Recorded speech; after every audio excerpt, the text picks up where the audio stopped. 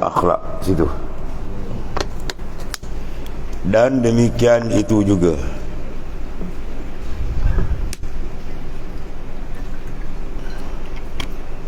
yang ini seperti wajib belajar ilmu kelakuan hati, dikenal ilmu sir atau ilmu tasawuf yang berbagai nama diberikan.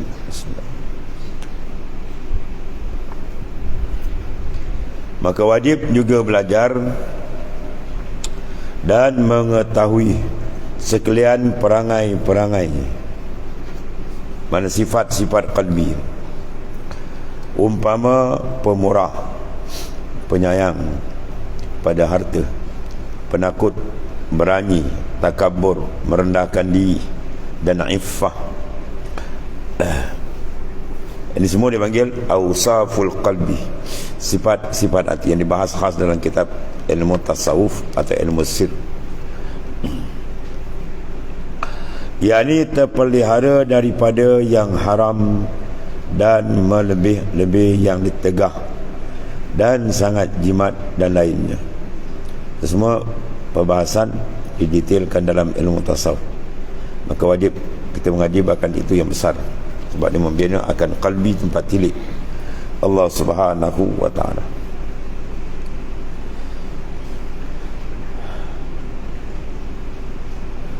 Kerana bahawasanya takabur satu contoh sifat yang wajib dibuang. Ada sifat yang ditaja oleh iblis laknatullah. Dia enggan sujud sebagai penghormatan kepada Adam alaihissalam yang diarah oleh Allah Ta'ala. Aba wastakbara wa kana minal kafirin. Dia enggan, maka dia takabur, maka dia tergolong pada orang yang kufur dengan Allah Ta'ala. Maka wajib kita mengenali apa itu sifat takabur, apa definisi dia, macam mana dia datang, macam mana kita nak blok, macam mana kita nak tukarkan dengan lawan dia, sifat tawaduk. Itu semua pendetailan di dalam ilmu tasawuf dengan mengaji.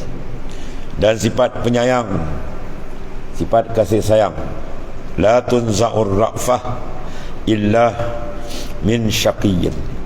La tunza'ur ra'fah, tidak dicabut perasaan kasih sayang dalam hati seorang insan, melainkan insan itu paling celaka manusia.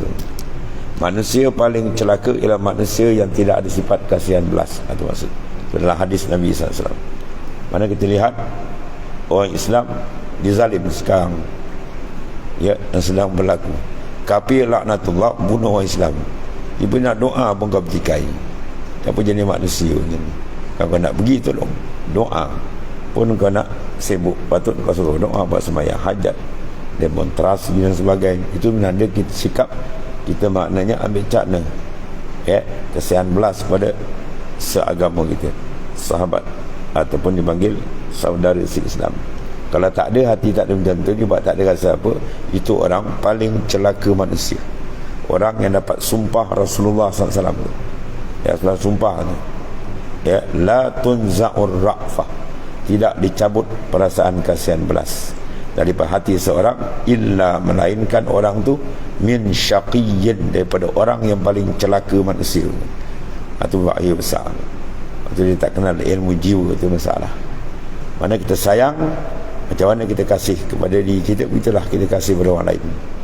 Macam mana kita suka kasih untuk cari jalan makrifat kepada Allah, kita nak orang lain macam tu juga. Macam mana kita takut bahawa kita ni jatuh dalam lembah kekufuran, kesyirikan, kemaksiatan, maka begitulah kita nak supaya saudara kita lain selamat macam tu juga. Itu sifat penyayang tadi, ya, mana kita kena dua sifat. Satu, suka menerima nasihat, dan satu, suka memberi nasihat. Itu dua sifat. Ada orang dia suka nasihat orang, untuk dia nasihat dia naik angin. Ada orang pula suka menerima nasihat, tapi dia malah nasihat orang, ikut pandai diri lah. Itu tak boleh. Islam bukan macam tu. Islam agama yang menyelesaikan masalah, ya. Contoh, dan penakut, sifat takut letak kat mana? Kalau letak pada Allah Ta'ala, kena gerun, itu amat tinggi nilai. Kalau kata takut kepada makhluk, itu tak disuruh, ya, disuruh kita gerun dengan Tuhan, bukan dengan makhluk. Dan melebih-lebih itu haram, melebih-lebih kepada benda-benda yang kepada benda haram. Ini bahasan panjang dalam ilmu tasawuf. dan tiada dapat hendak memeliharakan daripadanya melainkan dengan mengetahui. Mesti terlebih dahulu kita mengenali dan mengetahui ta'rif dan perjalanan dia. Kita katakan ilmu adalah perkara yang paling penting. Dan mengetahuikan barang yang melawan akan dia. Ada sifat-sifat mahmudah yang lawan daripada sifat tersebut. Maka wajiblah atas tiap-tiap manusia mengetahui akan dia.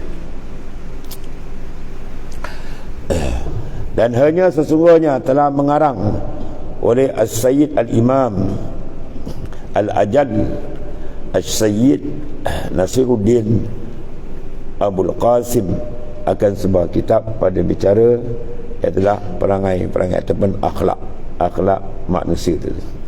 Dan sebaik-baiklah barang yang ia karang itu, maka wajiblah atas tiap-tiap orang Islam memelihara perangai dan kelakuan.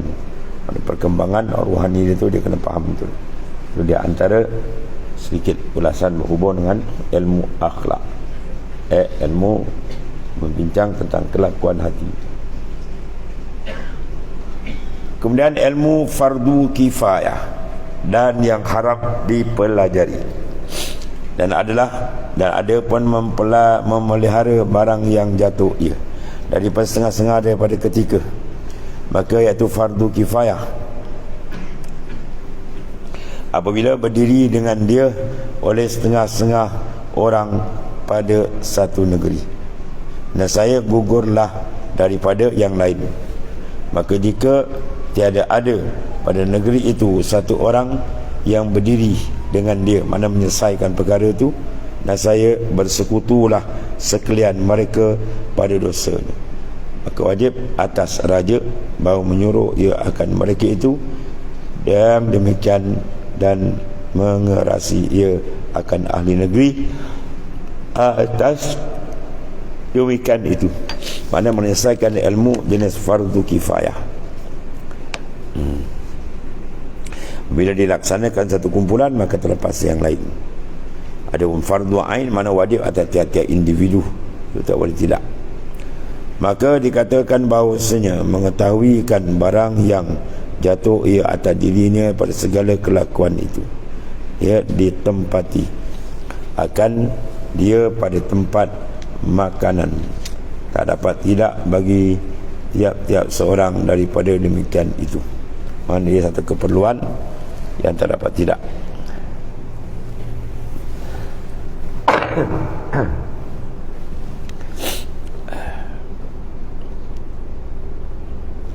Kemudian dan mengetahui barang yang jatuh pada setengah-setengah daripada ketika. Alhamdulillah. Dan ditepati akan dia pada tempat obat yang dihajat kepadanya pada setengah-setengah daripada waktu. Mana mengetahui penyakit dan mengetahui akan obat, sama ada penyakit zahir atau batin. Dan mengetahui ilmu bintang itu ditepati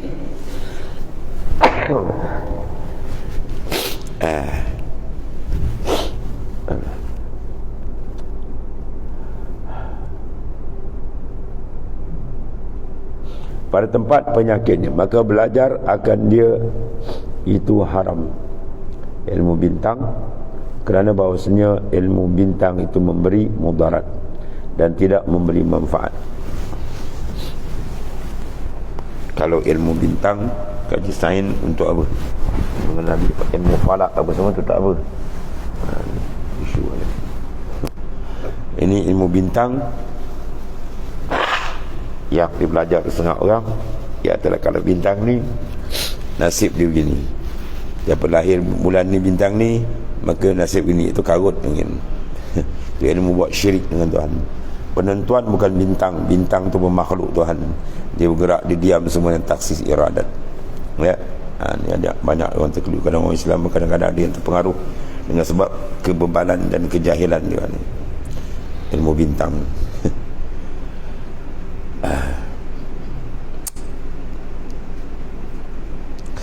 Allah Karim.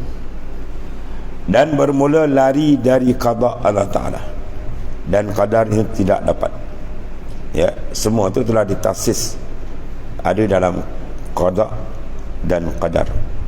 Qada mana taksis iradat pada azal. Qadar adalah tanjizi hadis bagi kudrat ataupun akal sebalik. Itu ada lagi walhasil semua tak lagi daripada kudrat dan iradat. Kalau taksis iradat, ya, manakala penentuan pada azali, setengah mengatakan qada ila taksisul iradah, penentuan azali. Kemudian qadar ialah tanjizi, meluluskan. Setengah pendapat sebaliknya, ya, iaitulah qada adalah pelaksanaan dia panggil tanjizi hadis bagi kudrah. Adapun qadar ketetapan, itu taksis iradat pada azal, bermakna pergi kok mana pun semua makhluk dia tak boleh lari daripada kudrah dan iradah dan kudrat Allah Ta'ala. Al-qudrat wal iradah muta'alliqatani bi jami'il mumkinat. Kudrat dan iradat dia bertakluk mana peranan dia, penentuan dan pelaksanaan bagi semua mungkin tak ada lagi. Tiba-tiba dia percaya ke bintang, oh bintang ni kena jadi gini, kalau bintang ni akan jadi begini, kalau dia bintang ni berlaku begini. Syirik dengan Tuhan, kafir menonggeng. Ya, jaga tu. Dia percaya ke bintang, tak ada apa kena bintang. Bintang tu makhluk Tuhan, tak ada apa pun. Ya, kalau ilmu bintang untuk mengesan arah tu lain. Ya, bintang macam ni arah begini, bintang ni arah begini, untuk kita pedoman. Ya, macam pergi ke laut kan, dia tengok bintang ni, ni arah ni, boleh ikut bintang ni kena kat kampung dia, tu tak ada masalah. Itu mengesan arah. Ini masalah taksis, penentuan. Ya, penentuan pelaksanaan itu tak ada kena-mena dengan makhluk. Makhluk adalah, ya, dia panggil apa, cermin kewujudan, memandang kebesaran Tuhan. Makhluk, nama apa makhluk? Apa mana makhluk? Allazi khuliqa, mana makhluk? Benda yang dijadi, bukan dia menjadi. Ya, bintang makhluk. Bila makhluk, maknanya dia dijadikan, bukan dia pencipta penentu. Maka makhluk lawan dia khalik. Khalik ialah Ta'ala. Kena ada kan waktu tu adik, kalau bintang macam ni, kau bintang cerah gitu. Kau punya lahir tarikh lahir mana, kau bintang ni, bintang ni kau bagus, nasib kau gini. Atau syirik je tuan. Ya, tak pasal-pasal dia kafir ni. Baru kita percaya bintang apa, bintang-bintang. Ya. Tak ada bintang-bintang ni. Penentuan sudah siap. Ma khassasallahu bil azal, ma sya Allah kan, wa ma lam yasha lam yakun. Apa yang dikehendaki Tuhan itu saja berlaku. Apa yang tak dikehendaki Tuhan dia takkan berlaku.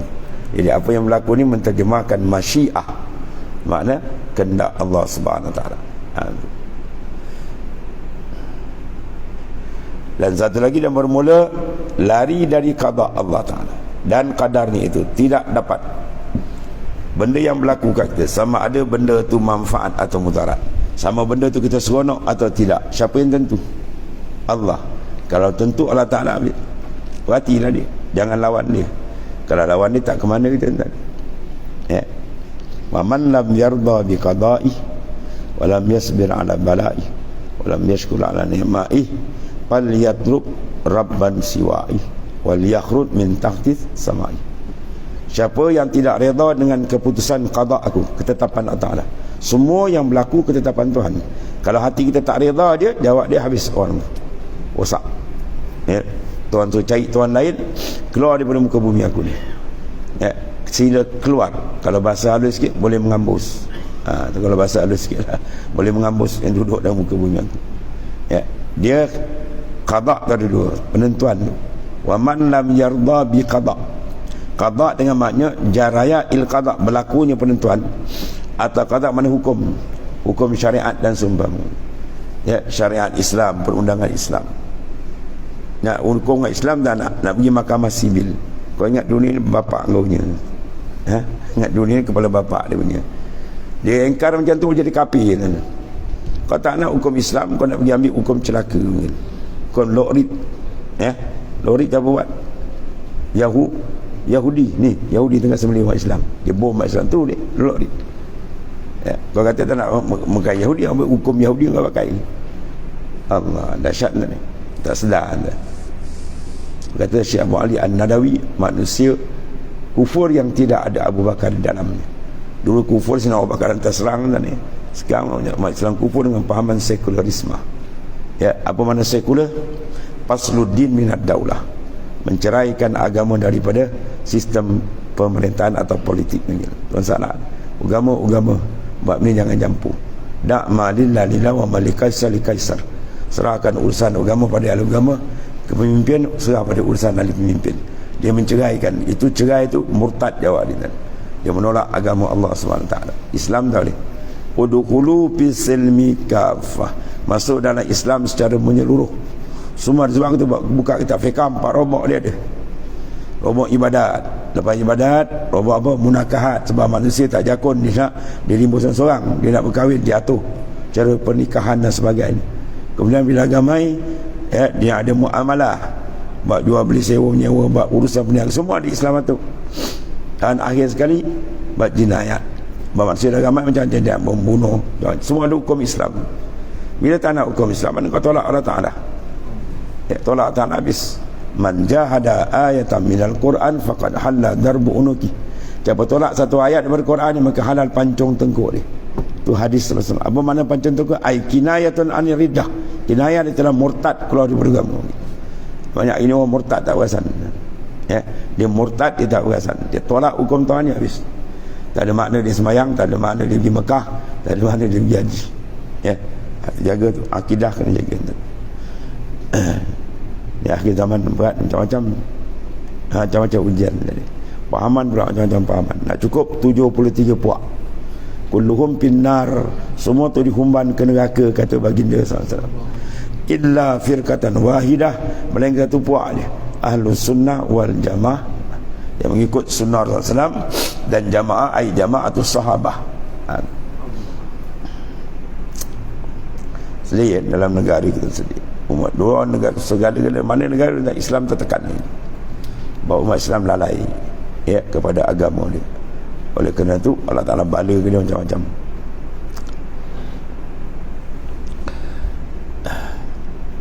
Sayati akhir zaman yafiruna minal ulama, akan datang akhir zaman manusia lari pada ulama. Mana manusia tak nak pakai hukum Allah Ta'ala, ulama dia bawa apa tuan? Dia bawa cerita kartun ke? Ulama bawa Al-Quran dengan hadis Nabi SAW. Bila yafirra minal ulama, dia lari pada ulama, maka paya batalihumullahu bisalasatil balayat, Tuhan balakan dia dengan 3 bala. Awwaluha yurfa'u al-barakah min kasbihim. Yang pertama adalah angkat keberkatan dalam usaha dia.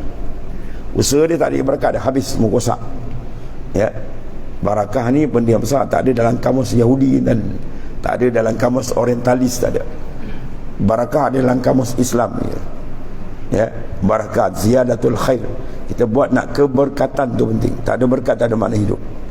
Ya, makan nakkan keberkatan, bekerja nak berkat, semua nak barakah. Dan berkat itu ada bila tunduk pada perintah Tuhan, dia ada keberkatan. Ya. Jadi berkat dicabut bila manusia lari pada ulama, maka keberkatan di keluarga, masyarakat, negara, dunia semua ditarik oleh Allah Ta'ala, habis. Dah tak ada arti hidup, tak ada keberkatan. Yang kedua, wasaniha yusallitullahu sultanan jairan. Allah balakan penduduk negeri itu dengan pemimpin yang jahat, pemimpin yang tak nak pakai undang-undang Allah Ta'ala, itu paling jahat. Syaitan besar orang ini. Ya, tolak hukum Tuhan, nak petikai hukum Tuhan. Bertemu mahkamah syariah sibil, kau nak pakai sibil. Ya, kau nak buat mana sibil? Dah buat dalam kubur tu, kau nak kena gembat dengan malaikat ni. Ya, ini kurang ajar dengan Tuhan. Maka Tuhan keraskan mereka dengan pemimpin yang tak kenal agama. Yusallitullahu sultanan jairah. Ya, dipimpin oleh pemimpin-pemimpin juhala yang zalim. 2. Yang ketiga lagi berat, yakhrujuna minad dunya bighairil iman. Dia keluar daripada dunia, maknanya dia mati tak ada iman, habis. Iman tercabut, kafir dia kata. Bila dia tolak ulama. Yang ni dia label ke ulama macam-macam dia. Oh, dahsyat kan ni. Allah. Hidup di akhir zaman, Nabi kata apa? Macam pegang bara api. Ya, satakunu fitan di akhir zaman la yanju minha illa bil ilm. Akan datang akhir zaman fitnah, dibawa dengan kalimah jamak, fitnatun, fitnatan, fitan. Fitan makna berlambat-lambat fitnah. Takkan lepas manusia melainkan dengan ilmu. Sebab penting ilmu. Ya, ilmu itu penting supaya kita mengetahui, kita tidak jadi tersesat dan tidak diperbodohkan makna.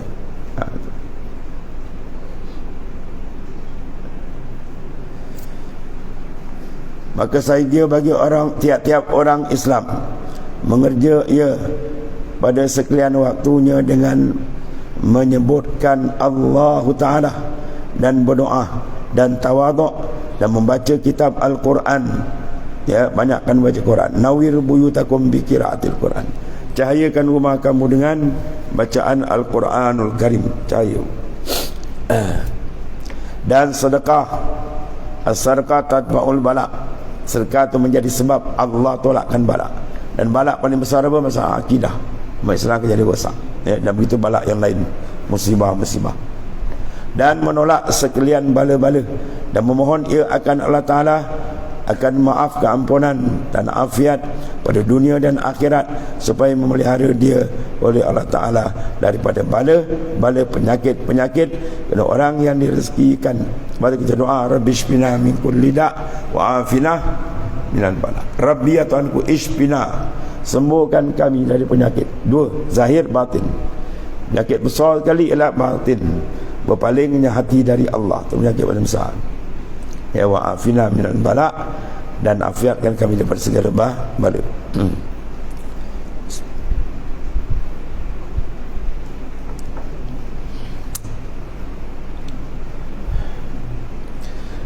Allah.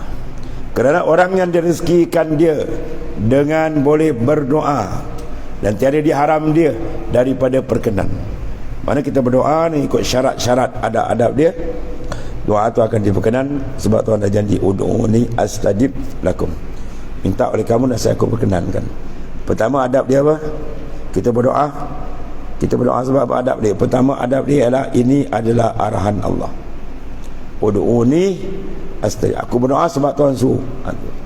Yang kedua, izharul faqri, kita berdoa tu menzahirkan fakir kita dengan Tuhan. Bukan nak ajar Tuhan, bukan nak ingatkan Tuhan, Tuhan tak lupa. Kita minta tu, orang kadang dia minta sebab tu terlupa. Dia minta, oh ya aku terlupa, bukan Tuhan lupa tak. Dan bukan kita minta tu nak ajar Tuhan, Tuhan lebih mengetahui. Sebab kita minta tu ialah menzahirkan fakir.